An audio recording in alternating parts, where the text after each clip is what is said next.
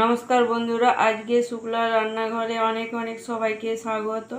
আর একটা নতুন রেসিপি নিয়ে চলে এসেছি। আজকে রেসিপি হলো মিষ্টির দোকানের মতো ছোলার ডাল। আর এই ছোলার ডালটা লুচি, পরোটা, লুচি, নান সবের সাথেই ভালো লাগবে। আমি কিভাবে বানাচ্ছি প্রথম থেকে শেষ পর্যন্ত পুরো ভিডিওটা দেখতে থাকুন, আশা করি ভালো লাগবে। আমি প্রথমে ছোলার ডালটাকে বেশ কিছুক্ষণ ভিজিয়ে দিয়েছি। এই আমার ডবল হয়ে গেছে ভিজে ছোলার ডালটা। আমি সবারই প্রথমে ছোলার ডালটাকে সিদ্ধ করে নেব। কুকারের মধ্যে দিয়ে দিলাম ছোলার ডালটা, দিয়ে দিচ্ছি জল আর দিয়ে দিচ্ছি নুন। এবার ঢাকা দিয়ে আমি সিদ্ধ করে নেব। দিয়ে দিচ্ছি অল্প একটু হলুদ।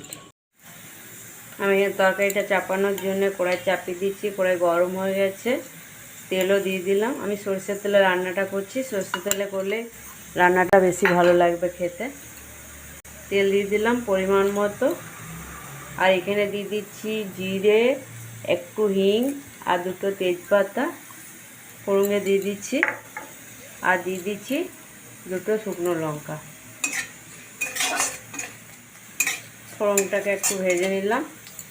তো আমি নিরামিষই করবো, ওই জন্য একটু হিং দিয়ে দিলাম। আর দিয়ে দিচ্ছি আদাটাকে একটু গ্রেট করে দিচ্ছি। আমি আলুটা, আলুটাকে আমি বেশ কিছুক্ষণ সময় ধরে ভেজে নেব। পরিমাণ মতো নুন, আর এই টাইমে নুনটা দিলে আলুটা সিদ্ধ হয়ে যাবে আর ভেতরে ভালোভাবে নুনটাও ঢুকে যাবে। দিয়ে দিচ্ছি হলুদ গুঁড়ো।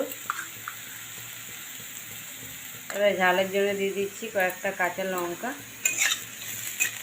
দিয়ে দিচ্ছি ধনে গুঁড়ো অল্প, দিয়ে দিচ্ছি জিরে গুঁড়ো, দিয়ে দিচ্ছি কালারের জন্য কাশ্মীরি লঙ্কা, দিয়ে দিচ্ছি অল্প একটু জল। এবার খুব ভালো করে আমি কষিয়ে নেবো।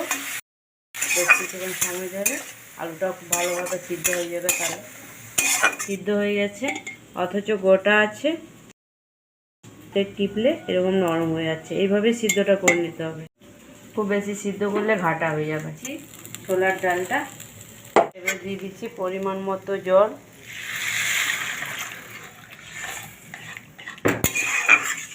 আমি ছোলার ডালের জন্য একটা মশলা করে নেব। এখানে দিয়ে দিচ্ছি গোটা জিরে, দিয়ে দিচ্ছি গোটা ধনে, আর দিয়ে দিচ্ছি একটা শুকনো লঙ্কা, গোটা গরম মশলা, এলাচ, লবঙ্গ, দারচিনি। এইগুলোকে আমি এবারে ভেজে নেব, হালকা করে ভেজে নেব।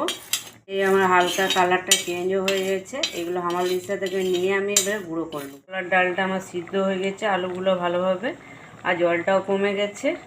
এবার দিয়ে দিচ্ছি ভেজে রাখা মশলাটা, আর দিয়ে দিচ্ছি অল্প একটু ঘি। যেহেতু মিষ্টির দোকানে ছোলার ডালটা মিষ্টি মিষ্টি করে মিষ্টির রসটা দেয়, তবে আমি এখানে মিষ্টির রসও দিচ্ছি না, চিনিও দিচ্ছি না। আপনারা চাইলে চিনিটা দিতে পারেন, তবে আমি দিচ্ছি না।